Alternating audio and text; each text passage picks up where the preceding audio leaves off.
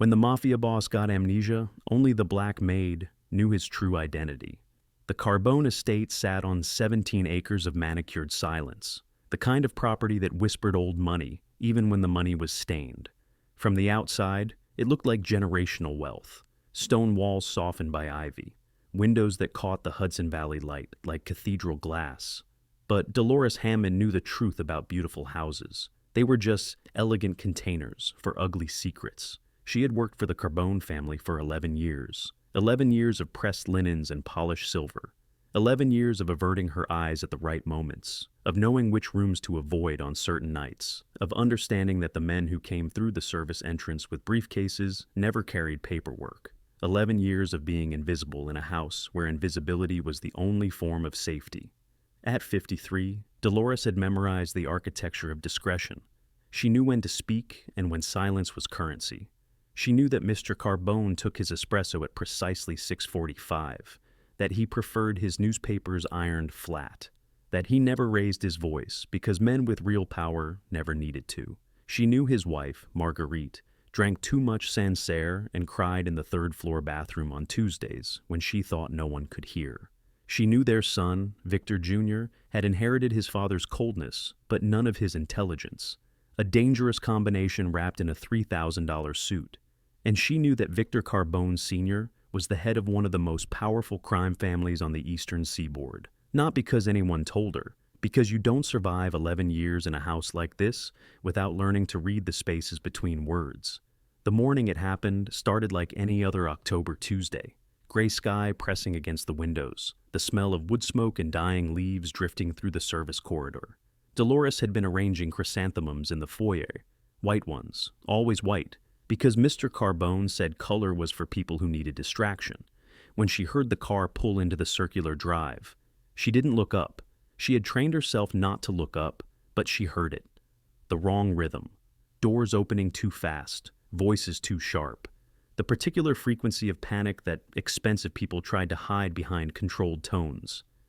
Get him inside, quickly, before anyone sees. That was Marco, the head of security. Former military, current liability. Delores had always thought he was too loyal to be smart and too scared to be honest. She heard his footsteps, urgent, heavy, and then other footsteps, shuffling, uncertain. She looked up. Victor Carbone was being half carried through his own front door, his immaculate gray suit stained with something dark, his silver hair disheveled in a way she had never seen. But it was his eyes that stopped her. In 11 years, she had learned to read those eyes. The calculation behind the charm, the cruelty dressed as patience. Now they were empty, not cold, empty, like windows into a house where no one lived anymore. What happened? She heard herself ask the question before remembering her place, before remembering that women like her didn't ask questions in houses like this. Marco's eyes snapped to her with something between surprise and suspicion. An accident. The car. He hit his head. The words came out rehearsed, which meant they were probably half true. Get Mrs. Carbone, and then make yourself scarce. Make yourself scarce. The phrase followed her up the back stairs like a familiar shadow. It was what they always said, the polite way of reminding her that she existed only in the margins of their lives, that her presence was tolerated, not welcomed, that 11 years of service had earned her nothing but the privilege of disappearing on command. She found Marguerite in the sunroom, staring at a half-finished needlepoint, like it held answers to questions she'd stopped asking years ago. When Delores told her about Mr. Carbone, something flickered across her face. Not concern exactly, more like recognition. The look of a woman who had been waiting for catastrophe the way some people wait for trains. By evening, the house was full of strangers, doctors who arrived without ambulances. Men in dark suits who spoke in Italian and made phone calls from the garden. A woman Delores didn't recognize, young, sharp-featured, carrying a medical bag that looked more expensive than most people's cars. Nobody told Delores what was happening. Nobody ever told Delores anything. But she had spent a decade learning to read silence, and this silence was screaming. She was collecting untouched coffee cups from the study when she heard the doctor, the expensive one with the sharp features, speaking to Marco in the hallway. It's severe retrograde amnesia, the trauma to the temporal lobe. He may never recover fully. He doesn't remember the last 30 years. maybe more. He thinks—" She paused, lowered her voice. "He thinks it's 1994. He keeps asking for his mother. His mother's been dead for 20 years. Delores stood frozen behind the half-open door, a cup cooling in her hands. What does he remember? Marco's voice was tight, controlled. Nothing useful. His childhood, some of college, everything after that. The doctor made a sound like paper tearing. Gone. The word hung in the air between them, heavy as a stone. Gone. 30 years of empire building. 30 years of blood and money and careful violence. 30 years of being the man other men feared. Gone. And in that moment, standing in the shadows of a house built on secrets, Delores Hammond understood something with perfect clarity. She was the only person in this house who knew who Victor Carbone really was. Not the confused man asking for his dead mother. Not the charming college boy who apparently still lived somewhere in his fractured memory. But the real Victor Carbone, the one who had ordered men killed with the same casual tone he used to order breakfast. The one who had built this empire on the bones of other people's lives. She was invisible. She was the help. And she knew everything. The question was, what was that knowledge worth? And to whom? She set the cup down carefully, silently, and retreated to the kitchen. Outside, the October sky was darkening, the last light bleeding out between the clouds. Somewhere in the house, a man who had forgotten himself was waking up into someone else's life. And Delores Hammond was the only one who remembered the truth. Some lies are comfortable. They settle into the walls of a house like old smoke, becoming part of the architecture. The Carbone estate was built on lies. The lie of legitimacy, the lie of respectability, the lie that money could wash any stain clean if you had enough of it. But memory is a stubborn thing. It doesn't care about power or position. It doesn't bend to wealth or threats. It simply is or isn't, like light or darkness, like truth or silence. Victor Carbone had lost his memory, but Delores Hammond had kept hers. And in a house full of secrets, the woman who remembered everything was about to become the most dangerous person under that expensive roof. She just didn't know it yet. 3 weeks after the accident, Victor Carbone came downstairs for breakfast wearing a cardigan. Delores almost dropped the serving tray. In 11 years, she had never seen him in anything less formal than a pressed shirt and tailored slacks. The cardigan was oatmeal-colored, slightly worn at the elbows. The kind of thing a retired professor might wear, not the head of a crime family. He looked soft, uncertain, human in a way she hadn't known he was capable of. "Good morning," he said, and smiled at her. Not the smile she knew, that practiced curve of the lips that never reached his eyes, the one that made lesser men nervous and wise men terrified. This was different. This was genuine. "Good morning, Mr. Carbone," she managed. He tilted his head, and for a moment something flickered in his expression. Confusion, maybe, or the shadow of recognition. "Have we met before? I'm sorry, I know they've told me, but—" He touched his temple, wincing slightly. Everything's still rather foggy. 11 years. She had served him breakfast 11,000 times, had pressed his shirts, organized his closets, cleaned up after his rages when he thought no one was watching, had stood silent witness to conversations that would have sent men to prison for decades, and he looked at her like she was a stranger. "We have, sir. I've worked here for some time." "I'm sorry," he said again, and it sounded like he meant it. "What's your name?" Nobody in this house had asked her name in years. She was the Maid or Delores when they needed something, but never asked, never as a matter of genuine curiosity. Delores Hammond. Delores. He said it carefully, like he was trying to file it somewhere important. "That's a beautiful name. It means sorrows in Spanish, doesn't it?" She stared at him. Victor Carbone, the Victor Carbone she knew, had never spoken to her about anything beyond household matters. Certainly never about etymology. "My mother liked the sound of it," she said carefully. "I don't think she knew what it meant." He laughed, a real laugh, warm and unguarded. "My mother was like that too. Named me Victor because she wanted me to win at everything. I think I've mostly disappointed her." He paused, his expression clouding. "They told me she passed, years ago. I still can't quite believe it." The grief in his voice was genuine. It made something uncomfortable shift in Dolores's chest, something she didn't want to name. "I'm sorry for your loss," she said, Because it was what you said. Because she had been saying it for 11 years, whenever death touched this house, which was often. But this time, watching him fumble with his coffee cup like a man who'd forgotten how to hold certainty, she almost meant it. The cracks started small. Victor began spending time in parts of the house he'd never entered before. The kitchen, the garden shed, the small library on the third floor that Marguerite had claimed years ago and filled with romance novels he used to mock. He asked questions about the staff, about the estate, about the paintings on the walls and the books on the shelves, questions that the old Victor would have considered beneath him. He was curious, gentle even. He thanked the gardener for the roses and remembered the cook's daughter was applying to college. He sat on the back porch at sunset and watched the sky like someone who had just discovered it existed. And he kept talking to Delores. At first she thought it was coincidence, then pattern. He seemed to seek her out, in the hallways, in the kitchen, in the quiet moments between the chaos of his new life. He asked her about herself, where she grew up, whether she had family, what she liked to read, questions no one in this house had ever asked. "You're different from the others," he said one afternoon, finding her in the library where she was dusting shelves she'd dusted 1,000 times before. "You actually listen. Most people just wait for their turn to speak." She didn't know how to respond to that. Didn't know how to reconcile this thoughtful, searching man with the monster she'd watched operate for over a decade. It was like seeing a snake shed its skin and find something warm-blooded underneath. "I've learned that listening is safer," she said finally, "in houses like this." He frowned. "What do you mean, houses like this?" The question hung between them, dangerous and innocent at once. She had forgotten. He didn't know.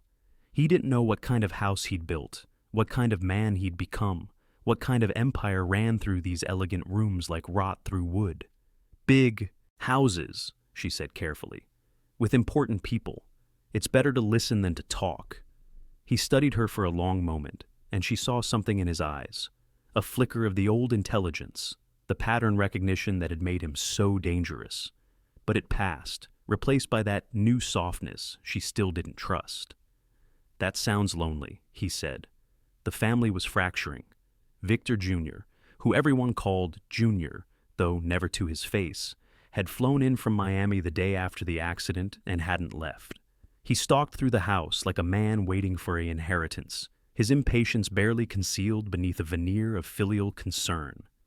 "He's not getting better," Junior said one night, not realizing Delores was folding linens in the next room. "It's been a month. The doctors say he might never remember." "Then we adapt." Marco's voice, flat and pragmatic. "Adapt? He's useless like this. The Santoros are already circling. The Chicago people have been calling every day. They smell weakness. Your father built this organization to survive anything, including this. My father built this organization. This," Junior made a sound of disgust. "This isn't my father. This is some stranger wearing his face." Delores pressed herself against the wall, barely breathing. "What are you suggesting?" Marco asked, and his tone had shifted, cautious now, measuring. "I'm suggesting that maybe it's time for new leadership. He can be comfortable, taken care of. But the business needs someone who remembers what we're actually doing here." A long silence. Then Marco. "Your father has loyal people. This would need to be handled carefully." "Everything needs to be handled carefully," Junior said. "That's what you're for." Footsteps, the conversation moving away, fading into the house's expensive silence. Delores stood alone in the dark, holding a pillowcase against her chest like a shield. She understood what she'd heard. Junior wanted to take over, which meant he wanted his father gone. Not dead, necessarily, but removed, managed, institutionalized, maybe, or worse. And the old Victor Carbone would have seen it coming from miles away, would have handled his ambitious son with the same cold precision he brought to everything else. But this new Victor, the one who noticed sunsets and remembered her name, was blind, vulnerable in a way he'd never been before. Delores thought about the irony. For 11 years, she had watched this man orchestrate violence from behind a desk, had heard him give orders that ended lives, had cleaned up the aftermath of his cruelty in ways both literal and metaphorical. She had dreamed sometimes of his downfall, had prayed on the hard nights for some kind of justice, and now justice was coming, just not the kind she'd imagined. The choice was forming, though she didn't recognize it yet.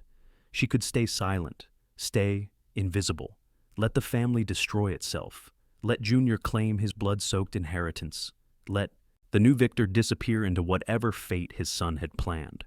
It was what anyone would expect. It was the safe path, the path of a woman who had learned that survival meant knowing when to look away. But something had shifted in her. Maybe it was the way he asked her name like it mattered. Maybe it was the cardigan, or the sunset watching, or the laugh that sounded like someone who hadn't learned to be cruel yet. Maybe it was the simple, terrible fact that for the first time in 11 years, someone in this house had seen her as a person. She didn't owe Victor Carbone anything. The man he'd been had built his life on the backs of people who looked like her, people invisible and expendable.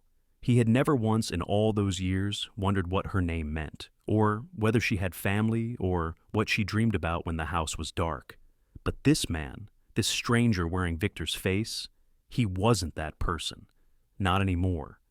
And Delores was discovering, to her own surprise, that she wasn't sure she could watch him be destroyed for someone else's sins. Not yet, anyway. Not until she decided what kind of woman she wanted to be. The night the truth found her, Delores was dreaming of her grandmother's kitchen, steam rising from a cast-iron pot, the smell of collards and ham hocks, her grandmother's voice humming something old and sad. "Baby girl," her grandmother said in the dream, "you can't save everybody. Some folks got to save themselves." She woke to the sound of breaking glass. The clock read 3:47 a.m. The house was dark, but not quiet.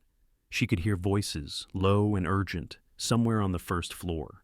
Moving by instinct, she pulled on her robe and slipped into the hallway, years of navigating this house in darkness guiding her feet. She found Victor in the study, standing in front of the wall, safe that everyone pretended didn't exist. The painting that concealed it, some Dutch masterpiece worth more than her childhood home, lay cracked on the floor. The safe was open. He was holding a photograph in trembling hands. "Mr. Carbone." He turned, and she saw his face. The new softness was gone. In its place was something raw, terrified. A man watching his own reflection turn into someone he didn't recognize. "Did you know?" His voice was strange, flattened. "Did everyone know?" She approached slowly, the way you approach an animal caught in a trap. "Know what, sir?" He thrust the photograph at her. It showed 3 men standing in front of a warehouse, smiling. Victor in the middle, younger but unmistakable. On either side, men she recognized from the news, one convicted of racketeering in 2019, the other killed in what the papers called a gangland execution. On the back, handwritten, Chicago, 1997, the beginning. "There's more." His voice cracked. "Documents, records, photos of..." He couldn't finish. "I found a gun, hidden behind the safe. There's blood on it, Delores. Old blood, dried." She said nothing. What was there to say? "My son was here earlier, telling me about the family business." A terrible laugh escaped him. "Real estate," he said. "Import, export, consulting." And I believed him. Why wouldn't I believe my own son? He sank into the leather chair, the same chair where she'd seen him sign documents that destroyed lives, give orders that sent men to early graves. Now he looked like a child who'd wandered into the wrong room at a party and seen something he couldn't unsee. "Who am I?" The question was barely a whisper. What kind of man was I? The answer lived in her throat, heavy and sharp-edged. She could tell him everything. Every conversation she had overheard, every crime she'd witnessed, every body that had passed through this house in black bags and silence. She could destroy what remained of his peace with the truth of who he'd been. But she looked at his face, the horror there, genuine and devastating, and found she couldn't. "You were a powerful man," she said carefully. "People respected you, feared you. That's not what I'm asking." "I know what you're asking." She took a breath. "And I think you already know the answer." The silence that followed was the loudest sound she'd ever heard. After that night, everything accelerated. Victor became obsessed with understanding his own past. He interrogated Marco, who stonewalled him with practiced loyalty. He confronted Marguerite, who retreated into her wine and her silence. He tried to access financial records, but found himself locked out of systems he had apparently designed to be impenetrable. And Junior watched it all with barely concealed impatience, counting down to something Delores could feel approaching like a storm. "He's becoming a liability," she overheard Junior tell someone on the phone. "The more he digs, the more he risks exposing. We need to move up the timeline." She didn't know what the timeline was. She didn't want to know. But she understood, with the clarity of someone who had spent a lifetime reading danger in the spaces between words, that Victor Carbone was running out of time. The irony wasn't lost on her. For 11 years, she had been invisible in this house, present but unseen, necessary but irrelevant. Now she was the only person who could save a man she had once quietly prayed would be destroyed. Not because she'd forgiven him. How could you forgive someone who didn't remember what they'd done? Not because she thought he deserved saving. The old Victor had forfeited that, right long before his head hit whatever steering wheel or warehouse floor had stolen his memory. But because this new man, this confused, frightened, genuinely curious man, was not the same person. And letting Junior destroy him would be punishing someone who didn't exist anymore while letting the real guilty party claim his throne. It was complicated. It was messy. It was the kind of moral arithmetic that didn't add up no matter which way you approached it. But Delores had never been one for simple math. She started collecting information. It wasn't hard. The invisible woman knows where all the secrets live. She knew which floorboards creaked and which didn't, which security cameras had blind spots, which staff members could be trusted to be oblivious. She gathered fragments, a financial document here, a recorded conversation there, photographs and dates and names that assembled into a picture of Junior's plans. He was going to have his father declared incompetent, committed to a private facility upstate, the kind of place where wealthy families hid their embarrassments. With Victor institutionalized, Junior would assume control of both the legitimate business interests and the other empire, the one that operated in shadows and silence. But there was more. Junior wasn't just ambitious, he was sloppy. He'd been skimming from the organization for years, covering his tracks with creative accounting that didn't quite add up. The old Victor would have caught it instantly. The new Victor didn't know to look. It was leverage, dangerous leverage, the kind that could get a person killed. But it was also the only weapon Delores had. She kept it close, turning it over in her mind like a stone in her pocket, waiting for the right moment, waiting to decide if she was really going to do this. Step out of the shadows, reveal herself as someone who had been paying attention all along. Risk everything she'd built, her safety, her anonymity, her carefully maintained invisibility, for a man who didn't even remember being the monster she'd learned to live with. It was crazy. It was suicidal. It was the kind of choice that changed everything, that couldn't be taken back, and she was going to make it anyway. The night before it happened, Victor found her in the kitchen after everyone had gone to bed. "Can I ask you something?" He looked exhausted, hollowed out by weeks of discovery. "Something I've been wondering about." She nodded, hands wrapped around a cup of tea gone cold. "In all the time you've worked here, did I ever do anything kind? Anything good?" The question broke something in her, not because she didn't have an answer, but because she did, and it wasn't the one either of them wanted. "Once," she said slowly, "years ago, there was a man, one of your employees. His daughter was sick, needed surgery the insurance wouldn't cover. You paid for it, anonymously. I only know because I saw the check. It was true. One moment of unexpected mercy in an ocean of calculated cruelty. She'd never understood it, never been able to reconcile it with everything else she knew. Victor absorbed this, something shifting in his expression. That's not enough, is it? One good thing. No, she said, it's not. Then why are you still here, after everything you must have seen? She thought about it, really thought for the first time in years. Because I needed the job, because I have a daughter in nursing school and a mother in a care facility, and because the world doesn't offer a lot of options to women who look like me. She paused. And because, somewhere along the way, I convinced myself that surviving was the same thing as living. It's not. I'm starting to understand that now. He nodded slowly. What's your daughter's name? Keisha. She's going to be a pediatric nurse. She's brilliant. The pride in her voice surprised her. She almost never talked about Keisha. Not here, not in this house where personal details were vulnerabilities waiting to be exploited. Keisha? He repeated, the same way he'd repeated her own name weeks ago, filing it somewhere important. She sounds wonderful.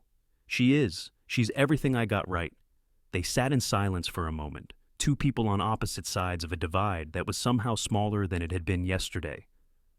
Something's coming, Victor said finally. I can feel it. Junior, the others, they're planning something. I may have forgotten who I was, but I haven't forgotten how to read a room. What are you going to do? I don't know. Run maybe, disappear, start over somewhere. Nobody knows my name or my face. He laughed bitterly. Though I suppose that's harder than it sounds when your face is apparently famous in certain circles. You could fight. With what? I don't have money.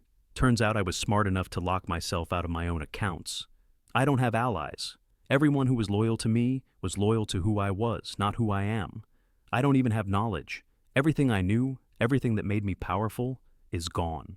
Delores took a breath, felt the weight of the information she'd gathered, the leverage she'd accumulated, pressing against her chest. What if you had someone who remembered, she said, someone who knew where the bodies were buried, metaphorically speaking? He stared at her, and she watched understanding dawn across his face. You, he said, all this time, you've known everything. Not everything, but enough. Why didn't you say anything? You could have destroyed me, could have gone to the police, the FBI, anyone, and said what? That I overheard things, that I saw things? I'm a black maid in a mansion full of wealthy white criminals. Who was going to believe me? Who was going to protect me when your people came looking for revenge? The truth of it hung between them, ugly and undeniable. So why tell me now? She thought about Keisha, about her mother, about the woman she'd become in 11 years of survival. Thought about the man sitting across from her. Not the monster he'd been, but the stranger he'd become. Because you asked my name, she said. Because you noticed I was a person. Because in 11 years, you're the first member of this family to wonder if I had a daughter, or what my life was like outside these walls. And because, she hesitated, because I don't believe in punishing someone for crimes they don't remember committing. That's not justice. That's just cruelty with a different name. Victor was quiet for a long time. What do you want? He finally asked. In exchange for helping me? I want out.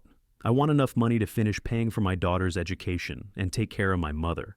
I want to walk away from this house and never look back. And I want your son to face consequences for what he's done. Not what you did, what he did. The skimming, the scheming, all of it. He doesn't get to inherit an empire built on blood and then wash his hands of the price. That sounds like justice. No, she said.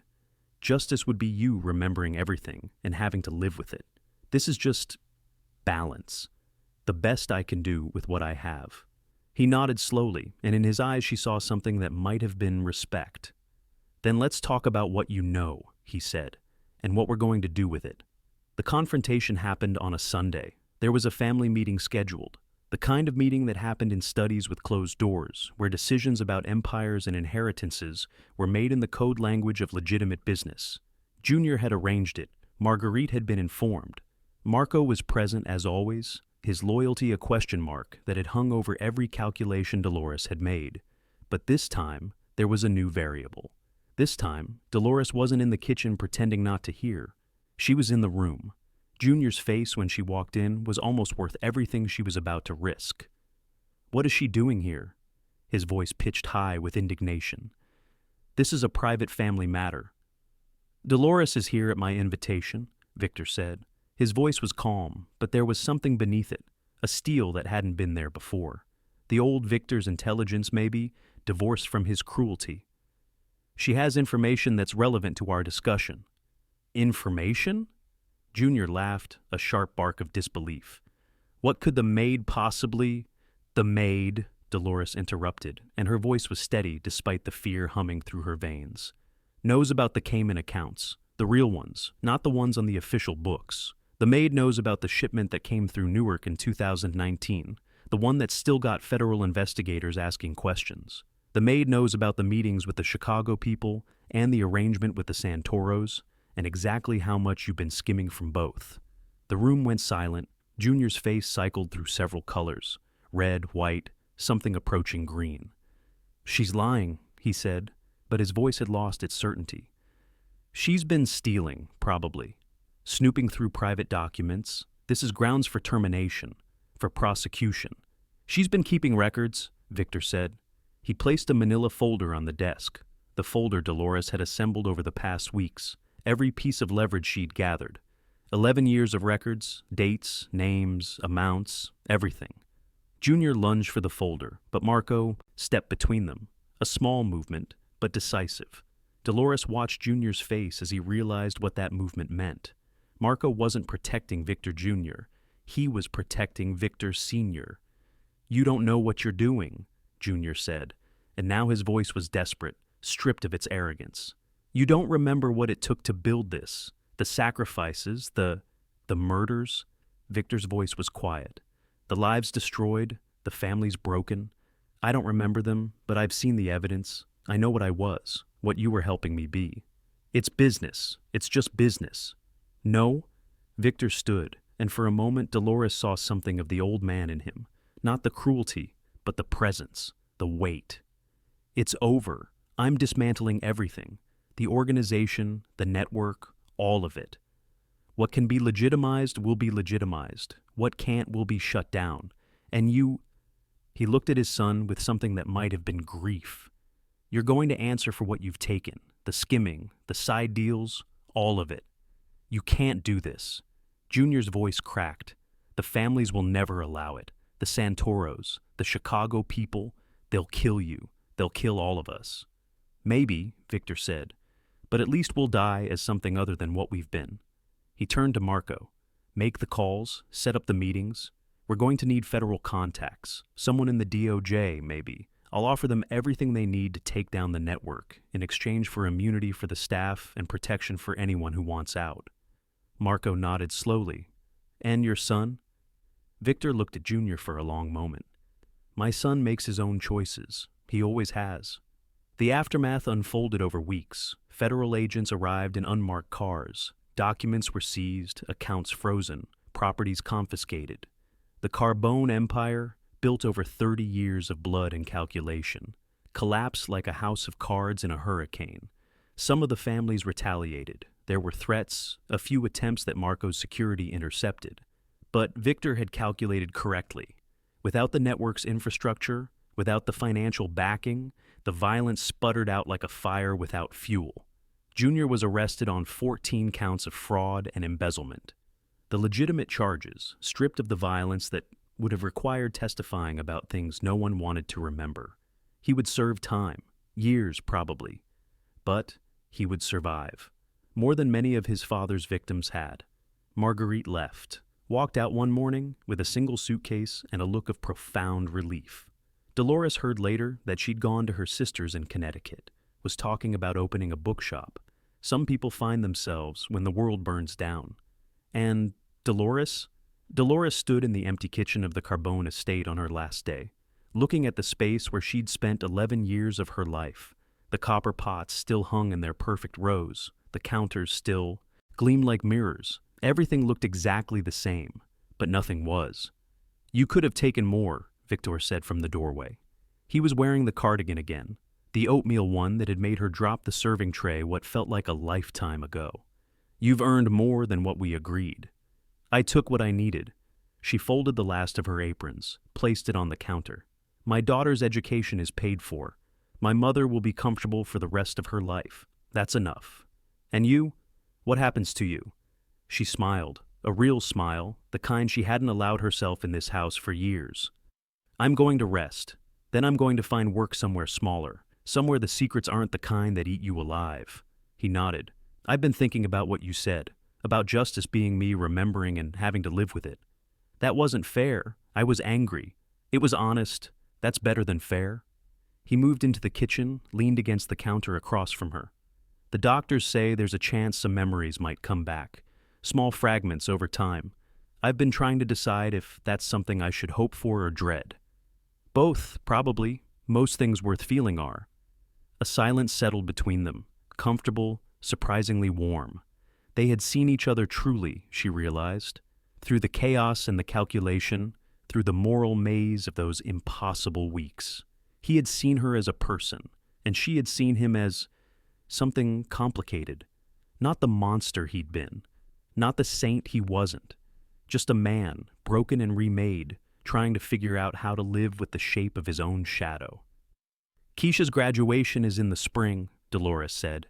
I'm going to be there, front row. She's lucky to have you. No.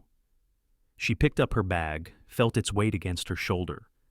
I'm lucky to have her. She's the reason I survived this house, the reason I stayed when I should have run. She met his eyes. Find something like that, someone who makes the surviving worth it. That's my advice, if you want it. I want it, he said. Thank you. For everything. She walked to the door, paused with her hand on the frame. For what it's worth, she said without turning around. I think you might become a good man, not because you forgot being a bad one, but because you have the chance to choose differently now. That's rare, don't waste it. She didn't wait for his response. She walked through the foyer, past the empty frames where the Dutch masterpiece had hung, past the places where secrets had lived and died. She opened the front door and stepped into the autumn sunlight, feeling it on her face like a baptism.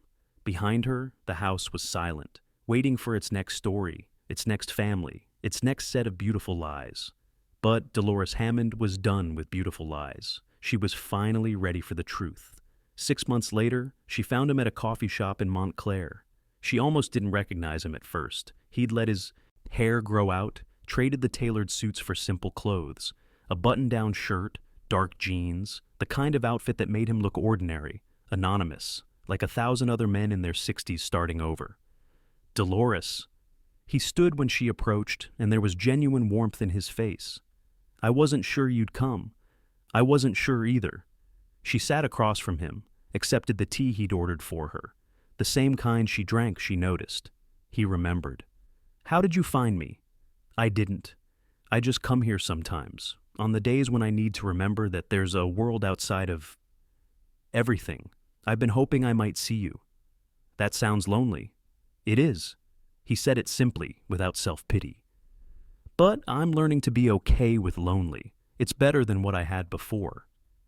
She studied him, the lines around his eyes, the gray at his temples, the quiet that had settled into his posture. He looked like a man who had made peace with something difficult, who had stopped running from his own reflection. I heard you've been working with the transition team, she said, helping the feds untangle everything. There's a lot to untangle. 30 years of complications. He wrapped his hands around his coffee cup. Some of the memories have started coming back. Fragments, faces, nothing complete, but enough to understand what I was. And I wake up sometimes not knowing how to live in the same body as that person. He met her eyes. But then I remember what you said, about choosing differently, about not wasting the chance. I'm glad it helped. It did more than help. It saved me. He paused. I wanted you to know. The foundation is almost set up. The Carbone Restitution Fund.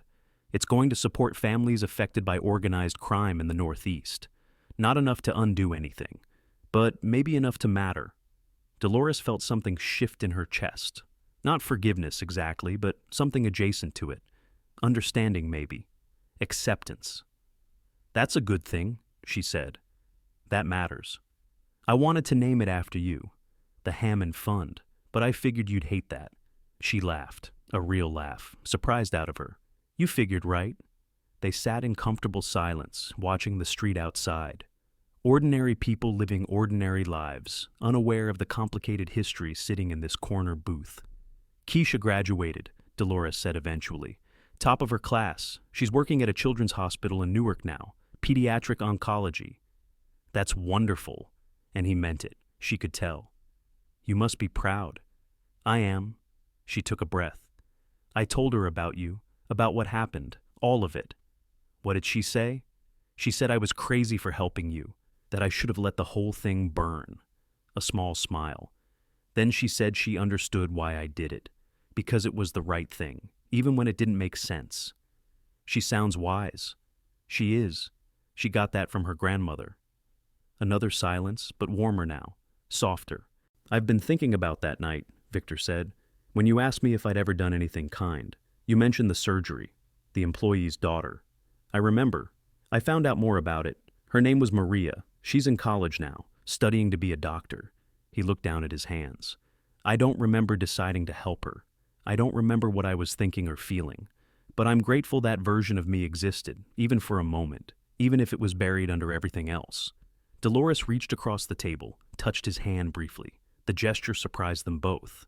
"That's the thing about people," she said. "We're never just one thing. Even the worst of us have moments of grace. Even the best of us have shadows. The question isn't whether we're perfect, it's whether we're trying." "And you think I'm trying?"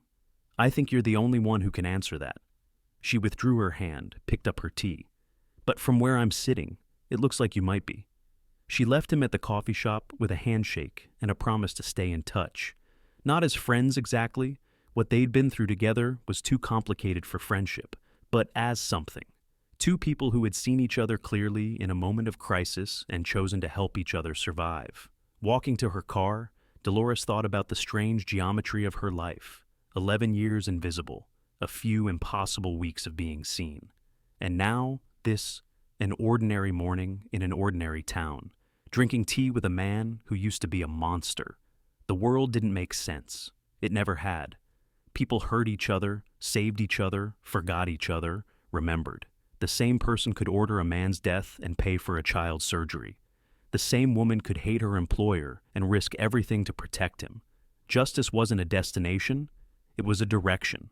You walked toward it, step by step, choice by choice, knowing you'd never arrive, but hoping the journey mattered anyway. Her phone buzzed, a text from Keisha. "Dinner Thursday? There's someone I want you to meet." Delores smiled at the screen. Her daughter had a life, a future. Possibilities that existed because Delores had stayed in that house long enough to afford them. The cost had been high, years of invisibility, of swallowing her pride, of pretending not to see. But the price had been paid, and what remained was this: an ordinary morning, a daughter she loved, a future she'd earned. She got in her car and drove toward home, leaving the coffee shop behind. The sun was climbing higher, burning off the morning fog. In the distance, the city glittered like a promise. Some endings arrive dressed as beginnings. Some prisons have invisible walls. And some people, the ones who survive, the ones who learn, the ones who choose to keep walking even when the path doesn't make sense, they find their way to something like freedom, not because they deserve it, not because they've earned it, but because they refuse to stop trying. Delores Hammond had been invisible for 11 years. She had seen things that would haunt her forever, known secrets that could have destroyed empires or saved them. She had made a choice that shouldn't have made sense, helped a man who shouldn't have deserved it, and walked away with nothing but her integrity and her daughter's future. It wasn't justice. It wasn't redemption. It was just life, messy, complicated, stubbornly human. And for the first time in a very long time, that was enough. The morning she finally left, nobody noticed. That's how most beginnings start, quietly. But she noticed. She felt the weight of that front door closing behind her, felt the sun on her face, felt the world opening up like a book she was finally ready to read. She didn't look back. She didn't need to. The past was behind her. The future was waiting. And Delores Hammond was finally free.